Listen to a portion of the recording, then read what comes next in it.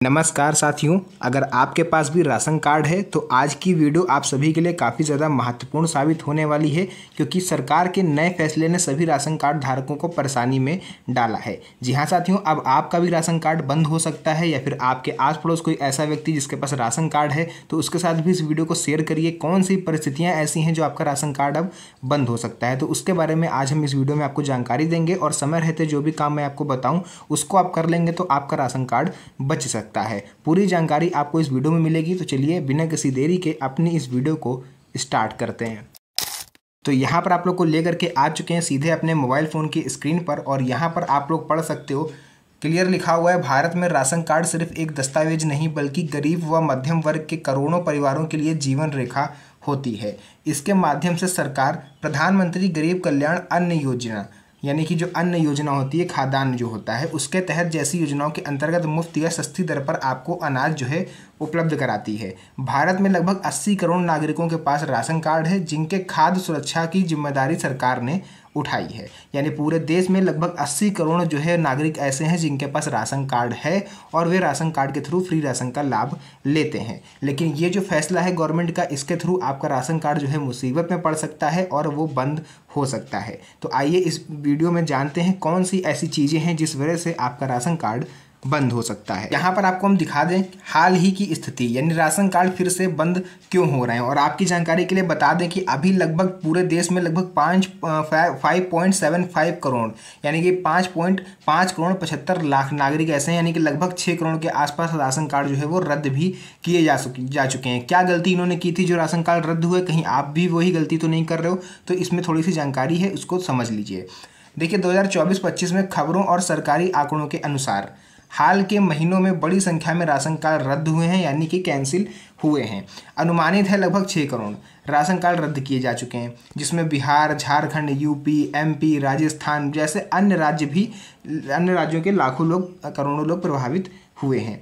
अब ration card बंद होने का मतलब है कि प्रभावित परिवार को मुफ्त अनाज मिलना बंद हो जाता है। इससे उनकी खाद्य सुरक्षा सीधे संकट में पड़ जाती है, यानी कि वो राशन नहीं उठा सकते दुकान पर। अगर एक बार आपका राशन कार्ड बंद हो गया तो आप राशन नहीं ले सकते। इसके बाद हम आपको बताएंगे राशन कार्ड बंद होने के मुख्य कारण क्या हो सकते हैं, कहीं आप भी तो वो गलती नहीं कर रहे। नंबर 1 पर तो आ जाता है केवाईसी ना कराना। अब आप में से मुझे पता है बहुत से लोग ऐसे होंगे जिन्होंने केवाईसी करा ली होगी, लेकिन फिर भी एक बार इसको थोड़ा सा ध्यान से सुन लीजिए, क्योंकि सरकार ने राशन कार्ड को आधार से जोड़ना और हर सदस्य का केवाईसी कराना अनिवार्य कर दिया है। कई लोगों ने समय रहते केवाईसी नहीं करवाया, जिसकी वजह से उनका राशन कार्ड अपने आप रद्द कर दिया गया। यानी जो 6 करोड़ मैंने आंकड़ा आपको बताया है वो लगभग आप लोग कह सकते हो उसमें से आधे लोग तो ऐसे हैं जिन्होंने अपने परिवार में किसी भी व्यक्ति का केवाईसी नहीं करवाया।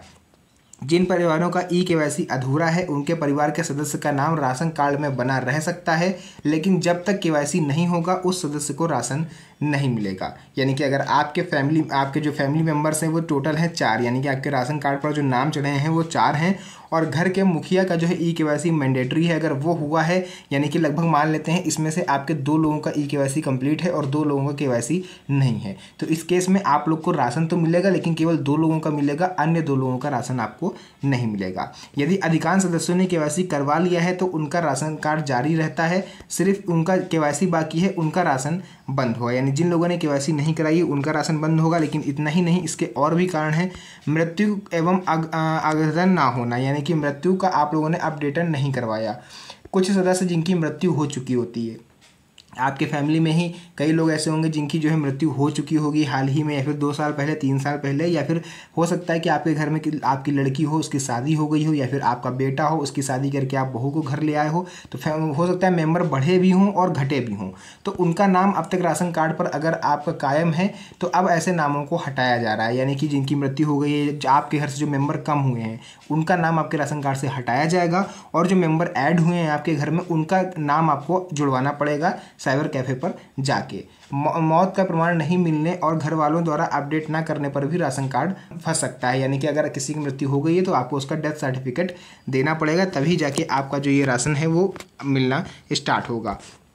पात्रता ना होना या अपात्र लोगों के नाम।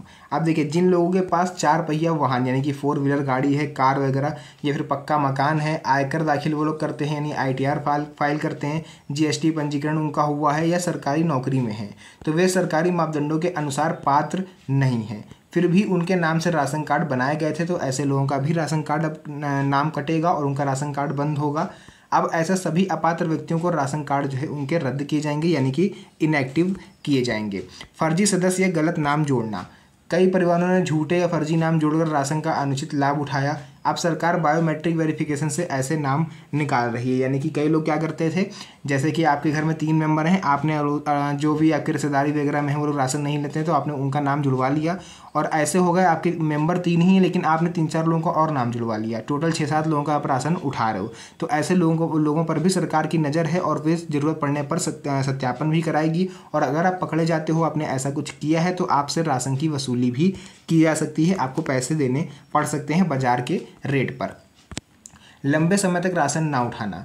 यदि आपने 4 महीने, 6 महीने या 12 महीने यानी लगभग 1 साल से आपने राशन नहीं उठाया है तो भी आपका राशन कार्ड निष्क्रिय हो जाएगा यानी कि कैंसिल कर दिया जाएगा। तो इसीलिए बोला जाता है कि आप लोग हो सके तो हर महीने राशन उठाएं, वरना हर 4 महीने पर तो कंपलसरी आपको एक बार उठाना ही चाहिए अगर आप चाहते हो कि आपका राशन कार्ड चलता रहे।